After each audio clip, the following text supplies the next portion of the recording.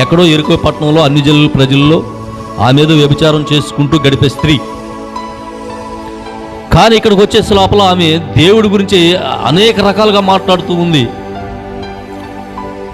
మీ దేవుడు ఎంత పవర్ఫుల్ అనేది కూడా ఎర్ర సముద్రాన్ని పాయలుగా చీల్చి ఏ విధంగా ఐగుప్తు నుంచి మిమ్మల్ని తీసుకొచ్చాడో,